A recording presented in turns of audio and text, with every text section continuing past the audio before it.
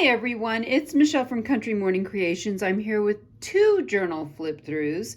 And before I get started, both of these journals are already spoken for.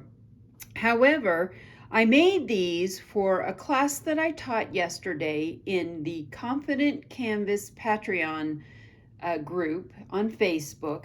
So I made this one first, and then this is the one that I actually made during the class. And although they look similar, about the only thing that's really the same is the number of signatures and the fact that I used a manila folder as the base instead of doing one of my hardcover ones.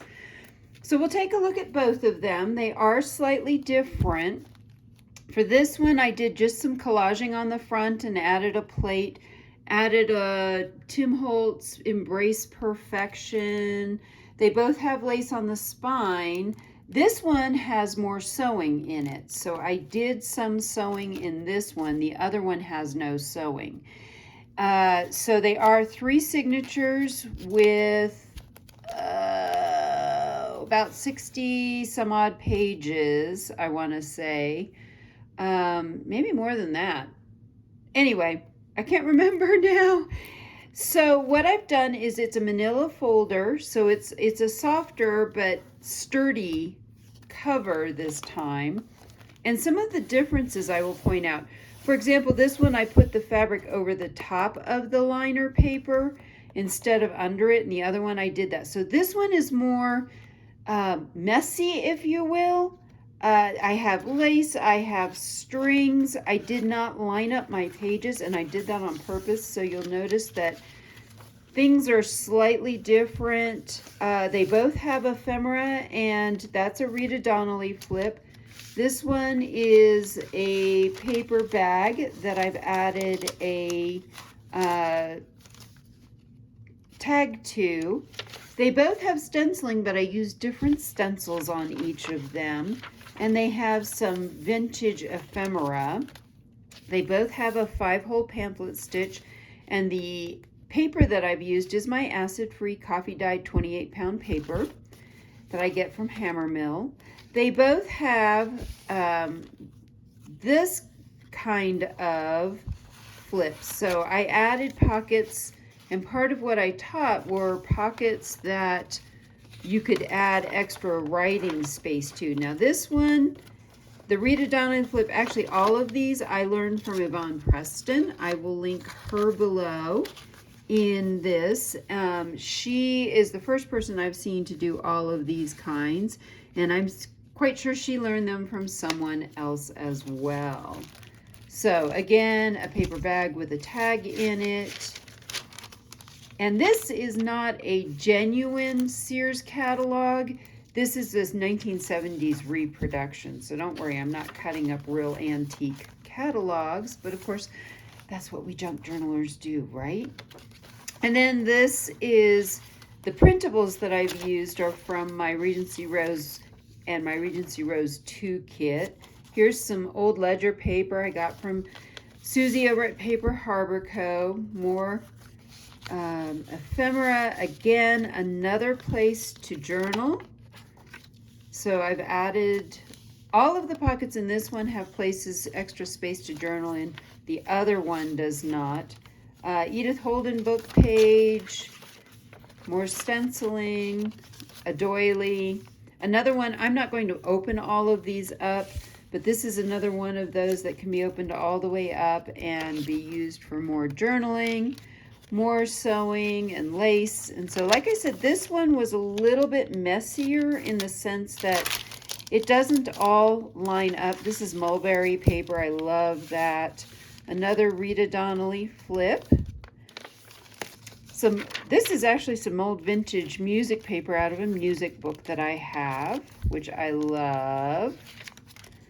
And then this is another one of these flips that add extra hidden writing space, and it's a pocket.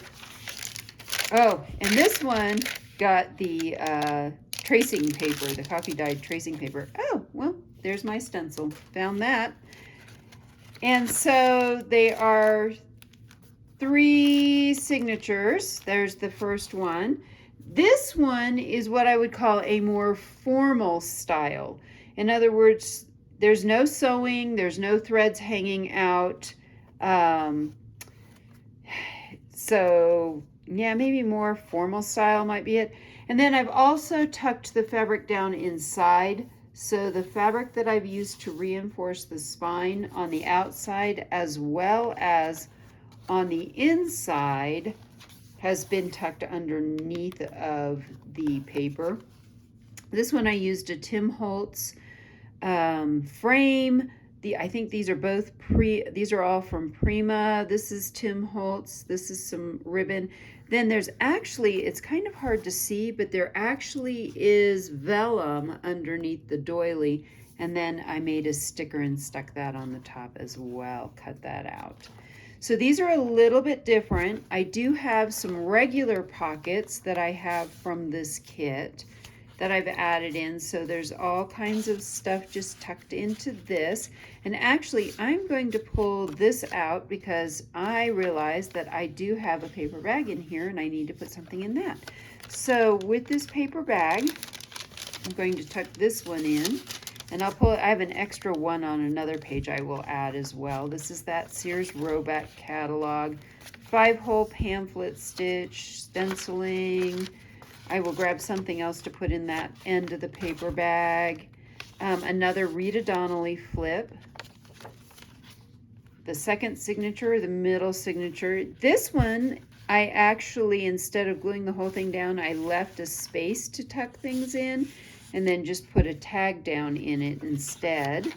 So slight differences, a smaller doily so that it fit better in here. This is another ledger page from an old, early 1900s ledger book that I got from Susie. All of my ledgers pages I got from Susie.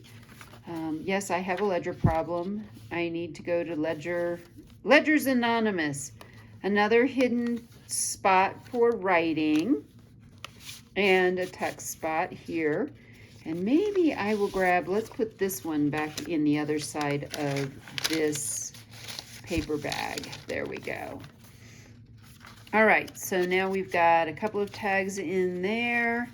Last signature, again, very similar, but I did use a different stencil. This is that swirly one. I used a smaller page, so I have the paperback and the hardback versions of this Edith Holden book. The paperback is smaller, so I love using those pages from time to time. Again, another Rita Donnelly flip, a 1930s dictionary page, and some mulberry paper again. And then we come to our last pocket in the back, and this one is just a pocket. So for this one, I didn't do as many pockets that could be actually, pulled out and written in. So these are my two simpler journals. That again, I made them from a file folder, and they're reinforced, so they're not a hardback, but they're harder, and so they're they're squishy, but not too squishy. So I hope you've enjoyed taking a look at these two journals, and I hope I've inspired you to be creative today.